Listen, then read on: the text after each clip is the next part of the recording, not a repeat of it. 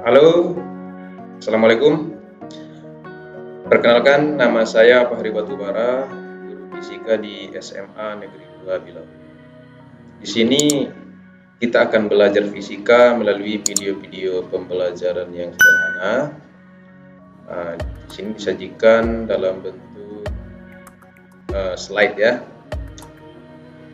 Untuk itu, mari kita belajar bersama. Semoga menyenangkan. Dalam kehidupan sehari-hari, kita sering berhubungan dengan ilmu fisika. Contohnya, ketika kita menggunakan alat-alat elektronika, atau ketika kita memanaskan air ya. Kemudian ketika kita menggunakan katrol dan sebagainya. Ilmuwan fisika seperti Albert Einstein yang menemukan teori relativitas, kemudian ada Alessandro Volta yang menemukan arus listrik, kemudian ada Marie Curie yang menemukan zat radioaktif. Mereka ini adalah di antara ilmuwan-ilmuwan fisika yang telah membuat suatu penemuan-penemuan penting untuk kemajuan fisika. Kamu bisa mencari ilmuwan-ilmuwan lain ya yang ikut memajukan bidang ilmu fisika. Baik, untuk pelajaran pertama kita akan membahas tentang hakikat fisika dan prosedur ilmiah. Apa saja nanti yang akan kita bahas? Yang pertama adalah tentang hakikat fisika, kemudian ruang lingkup fisika, selanjutnya metode ilmiah, dan keselamatan kerja di laboratorium. Baik, yang pertama kita bahas adalah hakikat fisika.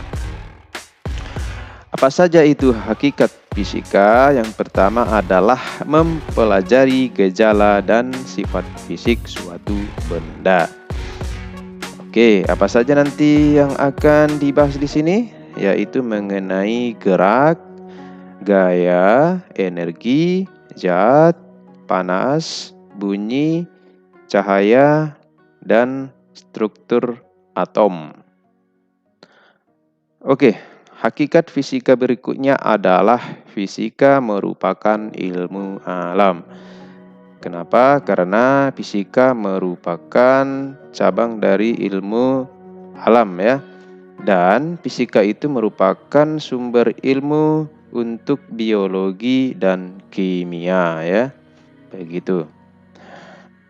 Berikutnya adalah fisika merupakan ilmu eksperimental. Kenapa dikatakan ilmu eksperimental?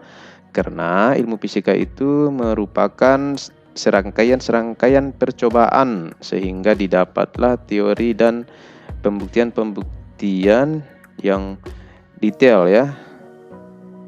Jadi fakta penemuan terakhir menjadi fakta ilmiah dan akan terus berubah dengan berkembangnya zaman sehingga didapat data yang lebih valid dari sebelumnya. Jadi ilmu fisika itu terus digali sampai didapat data yang lebih detail dan lebih valid dari yang sebelum-sebelumnya.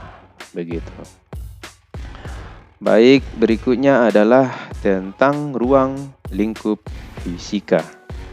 Apa saja yang menjadi ruang lingkup fisika? Yang pertama adalah mekanika klasik. Mekanika klasik ini membahas gerak benda dan gaya yang bekerja pada benda. Mekanika klasik disebut juga dengan mekanika Newton karena penemunya Isaac Newton. Apa saja nanti yang akan dibahas yaitu kinematika yang membahas tentang benda bergerak, kemudian dinamika yang membahas tentang gaya yang bekerja pada suatu benda, kemudian statistika yang membahas tentang benda diam. Baik, berikutnya adalah termodinamika. Termodinamika ini berarti termo artinya panas, berarti berhubungan dengan panas. Berarti yang dibahas adalah kalor dan suhu serta hubungannya dengan usaha dan energi. Kemudian yang dibahas adalah perpindahan kalor dalam suatu sistem. Misalkan ada dua zat yang berbeda kalor, satu tinggi satu rendah, maka ketika melebur akan suatu saat akan terjadi keseimbangan kalor karena ada yang menerima kalor, ada yang melepas kalor. Kemudian ada namanya elektromagnetisme. Ini berkaitan dengan medan listrik dan medan magnet ya. Jadi dia membahas tentang medan listrik dan medan magnet, kemudian hubungan antara medan listrik dan medan magnet tersebut. Kemudian elektromagnetisme ini adalah cabang fisika yang membahas tentang gaya elektromagnetik. Berikutnya adalah mekanika kuantum. Mekanika kuantum ini adalah bagian dari teori medan kuantum dan fisika kuantum yang bersama relativitas umum. Penelitian fisika dibagi dalam beberapa bidang. Pertama, fisika partikel, fisika zat terkondensasi, fisika atomik, molekul dan optik, astrofisikal, dan fisika terapan. Berikutnya adalah metode ilmiah. Metode ilmiah ini berhubungan dengan penelitian-penelitian yang ilmiah ya, khususnya bidang fisika. Penelitian dimulai dengan merumuskan masalah. Masalah merupakan sesuatu yang akan diteliti dan dipecahkan. Masalah penelitian biasanya berupa pertanyaan ilmiah yang sifatnya terbuka. Pertanyaan ilmiah juga harus dijawab melalui percobaan. Metode ilmiah yang pertama adalah merumuskan tujuan penelitian. Kita rumuskan dulu apa tujuan penelitian kita. Kemudian yang kedua, menetapkan bentuk penelitian. Bagaimana cara menetapkan bentuk penelitiannya? Kita bereksperimen dulu ya. Kita buat eksperimen, kemudian kita buat survei, kemudian meninjau pustaka, kemudian rancang bangun, kemudian membuat bahasan teoritis. Yang ketiga adalah menetapkan variabel penelitian. Apa saja variabel penelitian itu? 1. Variabel bebas, kemudian variabel terikat, kemudian variabel kontrol. Bagaimana cara menetapkan ketiga variabel ini? Oke, kita contohkan. Ada suatu perumusan masalah seperti ini. Bagaimana pengaruh panjang tali untuk menentukan besar periode pada bandul? Jadi di sini yang menjadi variabel bebas adalah panjang tali, kemudian yang menjadi variabel terikat adalah periode, dan yang menjadi variabel kontrol adalah massa bandul dan sudut simpangan tali. Nah, itulah dia contoh sederhananya untuk menetapkan variabel. Baik, metode ilmiah berikutnya adalah menyusun hipotesis.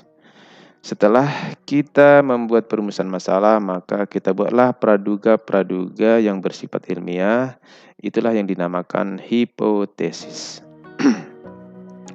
Yang kelima adalah menetapkan instrumen yang digunakan. Jadi kita nanti setelah membuat suatu penelitian, maka kita tetapkan apa instrumen yang akan kita buat yang berhubungan dengan penelitian kita.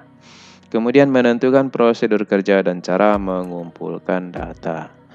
Kemudian cara memperoleh data, dan yang terakhir cara menganalisis data. Berikutnya adalah keselamatan kerja di laboratorium. Yang pertama, tata tertib di laboratorium. Apa saja yang harus kita perhatikan ketika kita melakukan percobaan di laboratorium ya. Siswa tidak diperkenankan masuk ke dalam laboratorium tanpa seizin guru. Siswa diharuskan mengenakan jas lab selama berada di laboratorium. Siswa tidak diperkenankan membawa makanan dan minuman ke dalam laboratorium. Siswa tidak diperkenankan bercanda atau bermain-main maupun berlari-larian di dalam laboratorium. Orang yang tidak berkepentingan dilarang memasuki laboratorium selama kegiatan praktikum berlangsung. Siswa harus membaca prosedur kerja dan manual alat sebelum menggunakan alat-alat di laboratorium.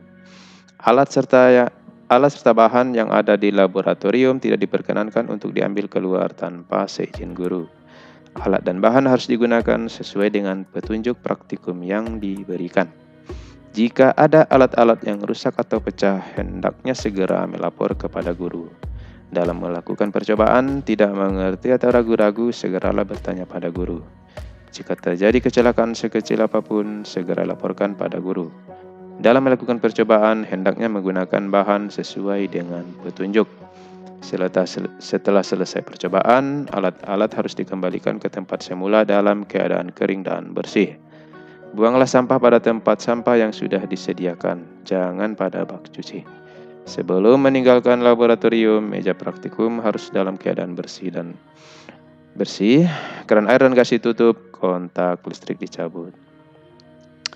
Baik, berikutnya adalah alat-alat keselamatan kerja di laboratorium, yaitu pemadam kebakaran atau hidran tabung, eye washer, water shower, kotak P3K, jas laboratorium, peralatan kebersihan, obat-obatan, kapas, dan plater pembalut. Jadi sekian dulu untuk memperdalam pengetahuan kamu tentang hakikat fisika dan prosedur ilmiah.